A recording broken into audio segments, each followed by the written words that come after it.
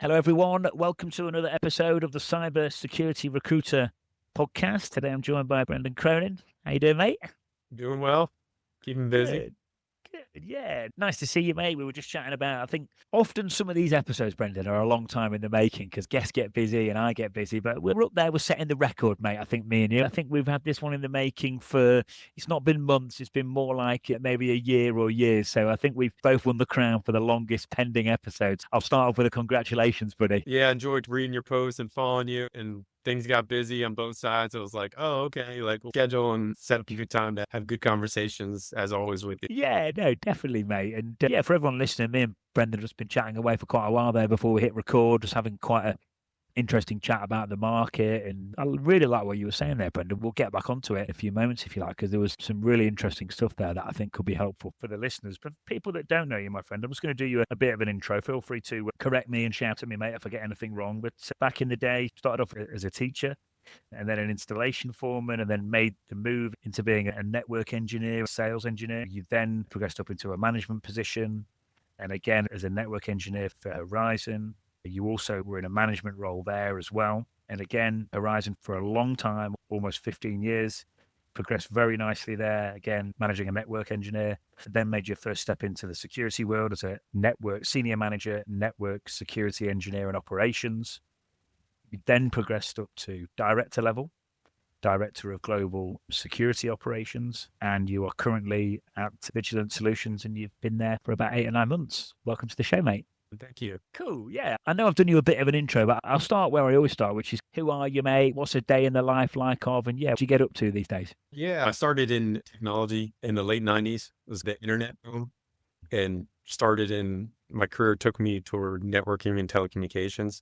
So you saw the first part of that was a lot of work in network and telecommunications, specifically with Verizon. So my background has always been in networking and firewalls and running network operation centers 24/7. And then what ended up happening was a lot of the networks we were servicing, they needed a lot of overlays with the whole burgeoning cybersecurity and all the additional threat actors. And so our network operations team took over a lot of the cybersecurity engineering and architecture and monitoring. And so for some efficiencies, we did some cross training. Some places do this and some places don't. They have separate NOC and SOC. For our particular implementation, we converted over a network security operations center. It was a heavy lift. There's still a lot of work to be done for that cross training, but we made a lot of progress hiring some specialized staff in different areas and running both. I think financially, it does make a lot of sense if you're running a 24/7 operation. You can have things centrally coordinated between the NOCs and the SOCs. And so then that just really got me heavy into cybersecurity. And then I left there and went specifically the last 2.5 years all cybersecurity with the director of cybersecurity job and servicing different clients, and less on the operations side and just more in the security operations side, security architecture side, tracking down different things and continuing to improve and push processes to make organizations safer better. Yeah, cool, mate. So yeah, really immerse yourself in the security world as you've gone on. It's interesting to listen to you say there as well, Brendan, about the dot-com boom and the internet boom, because talking about the market, I think sometimes it's nice to remember the market is cyclical and things go in cycles, and there's been loads of booms and loads of busts. And I think sometimes when things are booming, I think people think they're never, ever going to be bad again. And I think sometimes when things are down, people think they're never, ever going to be good again. But it's important to remember that things do work cycles. And if you're talking back from the internet boom, I think you've seen a few ups and downs over the years, mate, I'm imagining. Yeah, it's funny that you say that because right now, when I first got into it, the technology thing, you almost felt like if I don't get into this internet boom, I'm going to miss a wave and I'm going to miss an opportunity to get whatever business growth or whatever. And there's been a couple of cycles in between the late 90s or mid to late 90s when that internet boom hit, including 2000 and the down internet boom cycle. But right now, the AI, this 25 plus years, the AI thing is like the closest feeling to that, where it's okay, where the internet was this transformative thing and people don't even really know fully how it's going to change your work and business structure, but they just want to hop on, and there's all these people trying to make money and businesses off of it and see where it's going to go. The AI thing right now it's the closest feeling to that. So, okay, there's a lot of progress being made in a lot of different areas, cool areas, people learning, and it's like, where is it going to go? And people are worried that they're going to miss kind of the bus ride for this kind of next evolution of technology and internet business related stuff. Yeah, definitely. It's almost like the internet being born again, like you say. Yeah, that's It's like, exactly. It has that feeling to it. yeah, Specifically, it's been the last little bit, but it's definitely toward the end of 2024. It keeps ramping and cycling it up itself, like the internet did. It was sitting there in the 90s, and as like the 90s progressed, it started to ramp itself up as well too. So it's definitely like interesting times. It is, mate. Yeah, it's impossible to look anywhere and not hear about it. But it's just become, I suppose, AI really is. It's almost just been democratized by the likes of some of the big guys and the big girls. It's like the tech's been there for a while, but now we've all literally got it on our phones and our laptops, haven't we? And it's quite exciting. And it's like even more as well too. And obviously that's the kind of the way technology works. It started. We talked about like even some of these foundational stuff like Ethernet for the internet, which all networks run on, is really in the 70s. And even the first mobile phone, someone had the big suitcase out of their car or whatever. I think that was the 70s as well too. And it takes a while. So yeah, I think there's the same thing with some of these AI, some of these algorithms, obviously the GPU chips and all that type of stuff. It's been around for a while, and some of that stuff's coming together, and with the robot stuff, that's going to probably take a little bit longer, but eventually that's going to come together as well too. It's definitely going to be an interesting world to live in. Yeah, it is. And just listening to you talk there as well, like I can bring this back to people applying for jobs or wherever they are in the market. And it was really interesting just listening to what you were saying there. But before we hit record, and for everyone listening, Brendan was just mentioning that cybersecurity isn't even for everyone. There are certain parts of security where the chips are down at the minute and things are really tough. But if you're talking about certain subsections of security, like you say, whether it be AI or other parts, things are still happening. And I see it in my day job as well, Brendan. There's plenty of companies that we've dealt with over the years that haven't spent a single dollar with us for a long time. But then there's other companies that really are hiring aggressively, and they're moving forward, and they're cracking on, and they're willing to spend money on people and recruitment agencies and hiring. So I think it's about boxing clever and looking in the right places. I know at one point when the market was hot, you could literally just reach out to, in 2022, I think you could reach out to any company with cybersecurity staff, and you would almost guarantee they were all hiring. Like it was just the market was hot. But it's still there, Brendan, isn't it? But you've just got to be a bit more strategic, would you say? Yeah, and as we were talking about before, is like the phrase that I put on is the cybersecurity, the two worlds. Unfortunately, one person could be living in one world where, like you said, there's hiring freezes, and another person could be living in another world. It's booming AI, the same cybersecurity field, a lot of the same underlying cybersecurity principles and technologies, but two people like definitely experiencing two different things. And it's not, in some cases, some of the people that maybe got let go from some of these downfields, they may even have higher skill sets than some of these other areas where people are fortunate enough to get into this position. But that's the way things go. And it's going to continue that way, where I think some industries that, that are going to flatline, or maybe they get replaced by newer industries, and the technology jobs, including the cybersecurity jobs, are going to be attached to those new and evolving industries like AI. Yeah, it's like everything's evolving. Everyone's got to be adaptable. And it's nice to hear you say about the abilities there as well, because I've seen good people get on and off the market quickly, but I have seen good people been on the market for a while. And I think people probably need that confidence and that leg up. There's a lot. I mean, I saw a post the other day of a guy that had been in, I can't remember who it was, but it was on my LinkedIn feed. He'd been in security for 24 years. And he got laid off, and he just couldn't get back into work, and he just decided to leave security because he just can't get anywhere. And I wonder how many people are in that scenario where their confidence has been knocked so much and probably under some financial pressure. So it's probably nice for listeners to hear you say that it's not necessarily their fault. There's nothing wrong with the person. It's just they ended up getting this kind of tricky sort of circumstance that was just a little bit out of left field, that type of thing. I think some people as well, they've probably got to learn the skill set of how to market and sell themselves and how to get themselves in front of employers. Because if you've come on and off the market at the right times in hot markets, you've probably had to do very little. You've probably had 2, 3, 4 recruiters all ringing you, or people approaching you, or you apply for 5 or 6 jobs and you get 3 or 4 replies. Whereas those days for the time being have probably gone. And I post about it a lot, Brendan, but it's like I always mention about slowing down to speed up, being really personalized with the approach. Yes, apply through traditional channels, but also step outside those traditional channels as well and hit people up on LinkedIn or send people a personalized email. Because if you've been on and off the market at the right times over the last 4, 5, 6, even 10 years, you probably didn't need any of these skills. Yeah, it's funny that you say I spent almost 18 years at Verizon, and I found that exact circumstance that you went through. I thought it was like, okay, like I've done these unique, cool projects and the field is in high demand. I'll just be able to drop in here and have all these people fawning over me. And that wasn't the case at all. And it was more about, like you said, developing some of those personal relationships and working things from those angles. Yeah. So pretty much all of what you said was spot on in the industry in general. Yeah, I think, ironically enough, with AI and automation, I think it's getting so busy and so noisy out there that it is almost going back full circle to the relationships you've got. Because, like, for example, any company that engages us at the minute, they're not short of applicants. It's not because no one's applying for their job. The reality is there's too many people applying, and a lot of people can do things with AI and resumes today to make a profile look really good. So you've got that combined with a huge volume of people on the market. I think sometimes the reason we're getting approached as an agency is it's just too hard to tell unless you know who's good and who's not. It's getting to the stage where it's almost too time consuming for certain companies to fathom it out. Yeah. So you spent these years building out these relationships where it's okay, I could tell you that this one isn't bluffing. Yes. Help your customers to carve through those weeds of the sort of the saturation, along with this sort of like what you were just saying with we're able to kind of fudge stuff on paper. Yeah.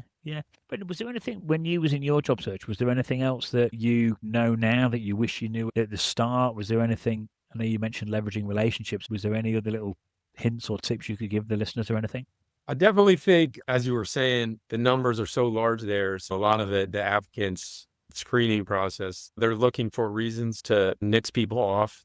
So of course you want to have, as a flat line, you want to have your stuff, the basic stuff, the basics all covered. Because if they see any variables there or whatever, you're just immediately just set aside. And I think you had that. So that's a basic level. And I thought you had posted something recently about profile pictures, right? Yeah. Something as small as that. Boom, no profile picture. What was this person trying to hide something? Like, what's going on there? Is it a fake? Is it like a North Korean thing or whatever? Yeah. Obviously, you can fake profile pictures, but it's something like as little as small as that can just get you to the side. So you want to get those base levels covered. And then you also want to have some backstop stuff, whether it's stuff that you're showing you've done stuff, whatever, GitHub or articles or interacting with other people. And then probably the most important pillar is the relationships, but those relationships get you past that level. And then you have the basics covered. So you're not immediately set aside. And then you have some backstop that they can say, okay, this person knows what they're doing or has proven experience in some of the specific areas that we're looking for. Yeah. So true. Some of these things like the profile picture and stuff, it sounds basic to people, but it's a massive showstopper for certain candidates. I'll give you an example. I was on a search at the end of last year. There was a chap that I know that was really suitable for it. I really like him. And he had his connection sent where if you weren't connected with him, it wasn't showing his profile picture. But then when you connected with him, it showed his profile picture. So I'd presented this candidate to this particular client.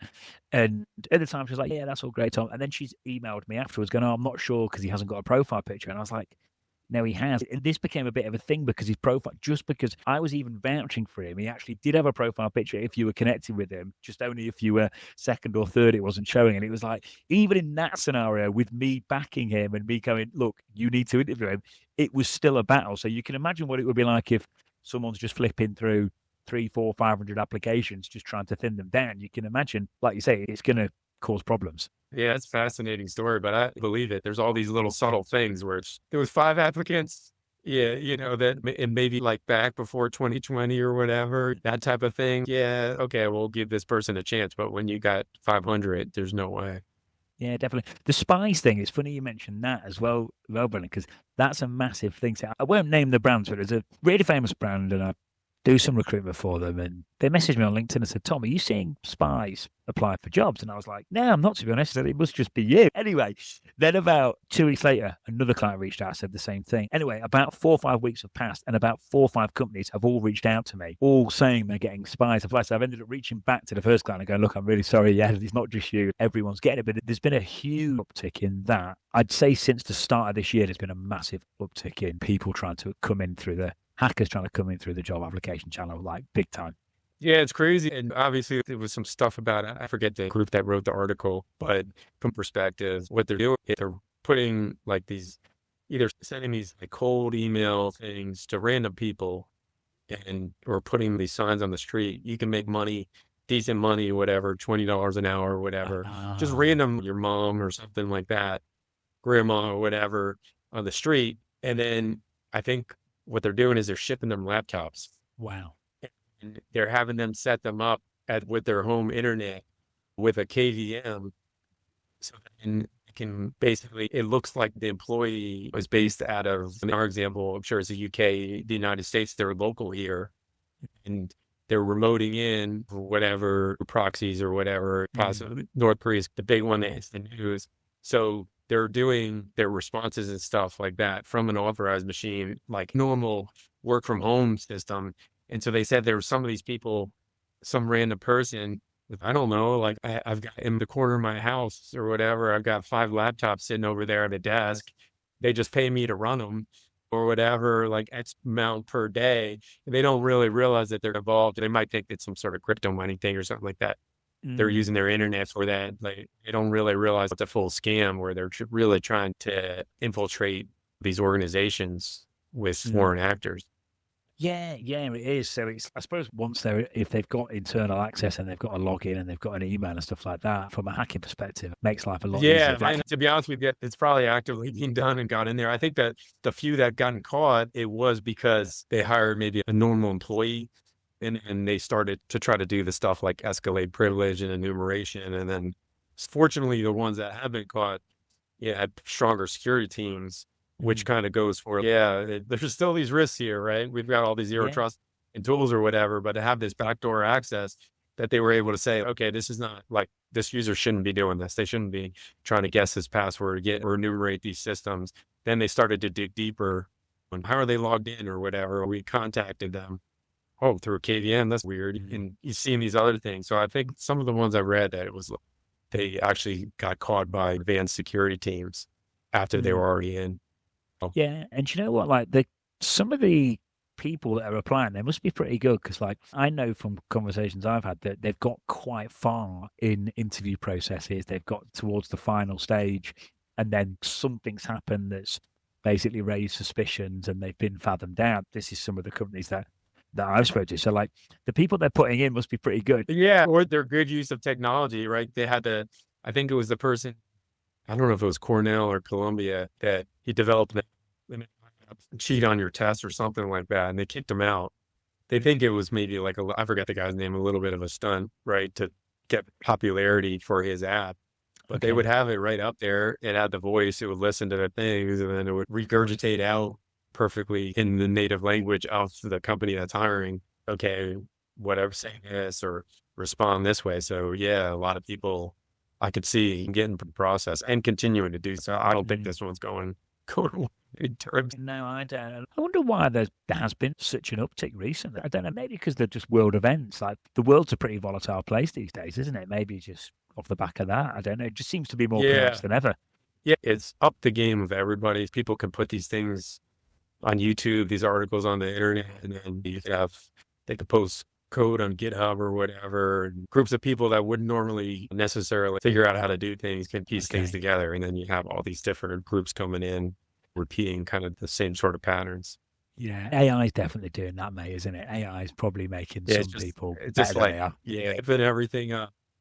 It probably makes them really good at hacking. They're probably not very good at staying stealthy, but I bet they're pretty good at like trying to get in. Yeah, exactly. Yeah, cool. But but it's nice to talk about. Is it listening to people that have been on the market a while? Look, I did a post once saying not too long ago, but the best people are on and off the market really quick. And I do see good people on and off the market quick still, but I think there is still some good people that are on the market, but they're on the market for too long because they just don't quite grasp how to get on and off the market. Doesn't mean they're not a good candidate, doesn't mean their abilities aren't good, doesn't mean that they can't add value. It's probably just that they haven't sharpened up those skills in terms of approaching and taking a hyper-personalized approach. And like when I see people that have applied for 400, 500, 600 jobs and not had a reply, I always think that alone worries me, because I'm like, hang on, if you've applied for 400, 500, 600 jobs properly, you should have heard back from someone. It probably says to me that you're doing the old click the easy apply button. And then, yeah, exactly. Yeah. If there isn't more in that scenario, you'd be better off just applying for 10 jobs instead of 500 jobs and just actually doing it properly, because we're all aware of it. Whenever I get an email now, I'm like reading it going, I got one the other day from someone that I know. I was like, is that automation? If they just accidentally send me that, or they actually, it was to do a talk on like a roundtable thing like last minute because someone had pulled out, and I was like, is this automation? Does he actually need my help? And I couldn't work it out. Yeah, I was talking to a while back in one of my last job searches. I was talking to a recruiter, and I'm like, okay, I could see couple hundred applied, like how many of those are actually real?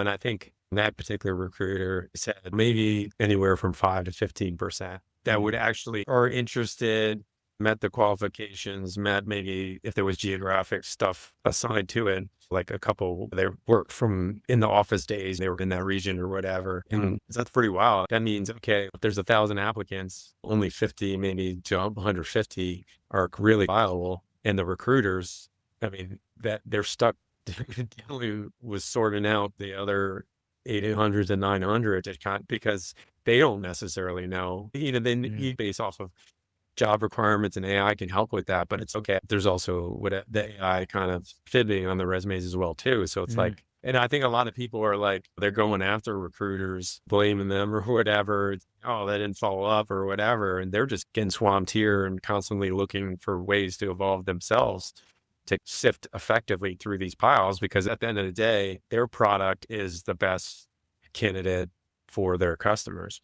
It's a good point, because I can imagine when people see 300, 400, 500 people apply for a job advert, I can imagine that puts people off. But we very rare, LinkedIn managed to sell me a job advert like about a year ago because I was just dead against using them, because all the reasons you've just mentioned, like so many random people apply for stuff without reading the job. And yeah, like you never be put off by the volume that are applying, because people that are so far out of remit apply. I put an advert up for a network security engineer, and I got a librarian applying. Just ridiculous. But for us, it's just quicker just to go out to our network because of stuff like that, you know. I get that a little bit, like people, you sense that some people are really frustrated. And I've had it before where people have pinged me and I probably should have got back quicker, but we've probably had 2 or 3 searches coming quickly. I'm under pressure from the clients to deliver quickly, and we've all got personal lives as well. And like I think sometimes you do need to give people a nudge, because inboxes are busy. I had it a few times where I've had emails off my team and they've asked me, and I've had to go, look, have you messaged me on Slack, or was it WhatsApp, or was it email, or did you ping me on LinkedIn? And that's just people on my team messaging me. So it's easy like, to miss stuff. Did you throw water on my head? Me a letter, like I've not seen that message, like where is it? And then like I'm searching through my inbox and sometimes I can't even find it in my inbox. So yeah, I think definitely give people a polite and gentle nudge, because the digital space is busy, mate, these days, isn't it? It's noisy. Yeah, and as long as it's played professional, for the most part, people appreciate it. Oh, thanks for reminding me. Yeah, I'll take a look at that. I think so. I think as long as you're polite and persistent, I think it's fine. And I found the same. Like now and again, you might get someone that, if you're doing a bit of business development and you follow bit much, they might get a little bit frustrated. But I think generally, if you do diligent, I think people appreciate the fact that you're on it and you're organized. When you was at Verizon, so you progressed really well there. So you was there for a long time, like multiple promotions, did well there, came up through the networking side. That was like your break into security. Was there anything that you did at Verizon that other people didn't? What enabled you to progress so nicely while you were there that the listeners could learn from? Yeah, Verizon is a great company. And it was really just diving in, taking initiative. So you get people that were stovepiped and they just got comfortable doing a certain job function. And if technology evolved or something new came along, they really put up their walls. I don't want to do that. And part of it, maybe they didn't want to get burned by getting tasked with more work and not necessarily getting the credit or the appreciation for it. And so there was a lot of different silos that kind of put up those walls. But at the end of the day, you kind of have to look at it, and technology is evolving. So you have to you have to grasp onto stuff and just say, okay, thing is new or whatever. In this case, it was cybersecurity. I'm not going to immediately just put up my walls or whatever. I'm like, okay, let's take a look at it. Let's look what I can do, what my team can do, what roles we can fill and whatnot. And then you take a look back and you engage in these projects, and your leadership starts to trust you more, give you more responsibility. So that's probably would be my biggest piece of advice. Yeah, thanks, Mercy. Yeah, using your initiative and remaining adaptable then, I suppose. And I think that's just getting more and more relevant, because I think we're seeing that all the time, like even if I think about recruitment, like recruitment's changed so much over the years and every industry's changing. And I think change is occurring faster. So I think the quicker and the more adaptable people are and the more open to change people are, the better. I think with the pace things are moving at, I can imagine anyone that just gets set in their ways for long periods of time you could get left behind pretty quickly doing that, I think, these days. Yeah, it might last a little while, but eventually, depending on the industry they're in and the company they're working for, you could see down the road, okay, you're going to be forced out or whatever, or retire earlier because you're not the job sort of quality that you have now in your current sort of technology or leadership role. It's not going to be the same further on down the road unless you adapt to the new sort of technology and business environment. Cool. Oh, but so yeah, you broke into security with a lot of experience then, didn't you? Really? Yeah, it was like a lot of people have. And it's funny, we would talk about this with a lot of coworkers over the last couple of years. We broke in where it was like everybody came from a different domain. So it was like they came from networking and they were good with firewalls, or they came from system administration and they were good on the Windows side. So a lot of people came up through the environment that way. When this, I call it the cybersecurity training industrial complex, came along and was like, okay, all these training programs and schools said, okay, get in this hot career field and you'll have stable employment for decades and it'll pay really well. Whereas people came right off, it was like, okay, they came just from pure cybersecurity background, not necessarily one of these other functional technology backgrounds. And to be honest with you, like of these training programs, they're really good. And so these people are coming out with strong cybersecurity skills from these training programs. Maybe they're missing a little bit of that underlying technology, but they're coming out solid. And it's tough that you're seeing some of them struggle so hard to, like our conversation before, to get jobs. And then another good thing about the cybersecurity industry, and this is, I think, because it struggled so much to find candidates, that there's a cohesion where so many people try to help each other out and publish trainings and articles to share at no cost for free. And that's evolved as well too. So these people that are coming up right now through these cyber programs that are good, they're also using a lot of these free resources that are really good as well too. So you feel for them a little bit, because when I was recruiting a lot of them, there was like, is there something wrong with me? I'm frustrated because I'm having a problem in the job market and I've worked so hard in these areas. I was like, no, it's a weird industry, specifically right now. There's nothing really wrong with you in that area as well too. You've worked hard, you've got decent skills. A couple of years ago, you would have just a no-brainer or whatever. It's going through one of those weird cycles, and it will continue to do. Yeah, it's probably a really difficult question to answer, but what's your prediction for what's going to happen over the next kind of year, 2, 3, 4 years? What do you think it's going to pick up, or is that just me being really with rose-tinted glasses on? Do you think it's going to get back to the good old days? Yeah, I think it's like the internet permanently altered stuff. Like AI is going to permanently alter stuff. I think there's going to be like huge advances in a quick amount of time. I don't necessarily think in 2 or 3 years it's going to be slow, gradual progress in the way AI is evolving stuff. And I think the bigger thing would be how AI is going to impact not necessarily just cybersecurity, but all of technology. And so how AI impacts all of technology, then cybersecurity will be an offshoot of it. And so I think the biggest growth area is going to be cybersecurity professionals related to niche areas. And so you could say one of those niche areas is AI, but it's actually AI is going to have dozens of sub areas. And so there's going to be niche areas to those specific sub areas. For example, the company that we were building the cybersecurity program out for was a large data center, a global data center company. They consider themselves part of the AI ecosystem, even though they're not really doing the models. They're building the buildings. They've got the industrial controls. They're doing the stuff with the power and the cooling and different things like that. So that's a niche area in itself as well too. So there'll still be growing market. And there is, obviously, like I had recounted, they had enough budget to hire, insource their own cybersecurity team and add 10 more staff than our contractor was servicing them. So I think there'll be growth in those niche areas, and that will be where the growth comes in over the next couple of years. Yeah. Yeah, cool. Yeah. And what I'm seeing as well is I think slightly more well-rounded skill sets I think seem to be benefiting. If someone's got the technical skills and they're presentable and they're a good communicator and their project management skills are good and they're used to like working in fast-paced environment, like I see people like that benefiting the most. And I've had it recently where job specs have just got bigger and bigger. There's almost 2 or 3 jobs now being written into one job description, and maybe the salary's a little bit better, probably not 3 times as much, but maybe the salary's better. But yeah, I think that communication piece is going to become more and more important.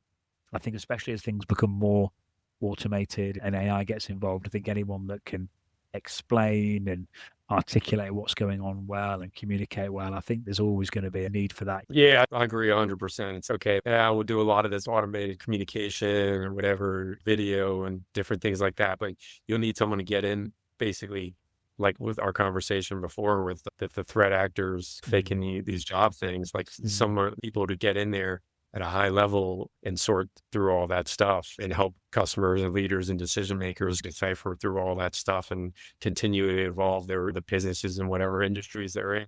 Yeah, no, definitely, my friend. I think I really like your point as well about living in the age of the internet, and we've all got access to so much information. Like, I think, myself included, I think we all take that for granted sometimes. Like when you think back in the day, like education was literally saved for the super rich and privileged, and like just to get access to a book with amazing information, it would have been really, I'm going back a long time now, like going back in the day, that's how it was. Whereas now, you had to go to the library, or even further back where you're saying it wasn't even books, but even just the library or your encyclopedia, and you just have to look something up. That was kind of... Yeah, exactly. And things were, if you wanted to start buying the right books and stuff like that, they would be quite expensive. Whereas now, like you say, there's more and more stuff out there. So I think the people that really want to keep their mindset right, want to stay upbeat, stay positive, there's a lot of good information out there. And I think most people out there probably won't capitalize on it as much as they could. So I think for the people listening that do, take the right courses, get involved, keep going, stay upbeat, stay positive. I think if you adopt that mindset for a consistent period of time, I think it's quite easy to get ahead of most people, because I think most people will just take for granted that the information's all there. Yeah, exactly. So, cool. All right, mate. As we come to the end, I used to say, talking of books, I used to say, Brendan, like, what's the book that's had the most positive impact on your career or yourself? It could be a podcast, it could be a book, it could be online content you're consuming. But yeah, anything that you've read out there, mate, recently, or a tool that's helped you that could help the folks listening? I was always big on audiobooks, because being on the go and different thing like that, you could just stick it in your ear and listen to it. Yeah, I've kind of consumed tons related to technology. Some of my favorite genres are the ones that kind of recap. They put behind a story behind some cybersecurity event. So I'm sure that, some people kind of mentioned on your podcast before. There's that classic, The Cuckoo's Egg, with Clifford Stoll, in one of the first Russian APTs hacking into the U.S. college and university systems. And so that one, actually, there's a PBS documentary on it. There's a book on that, and it's in audio as well, too.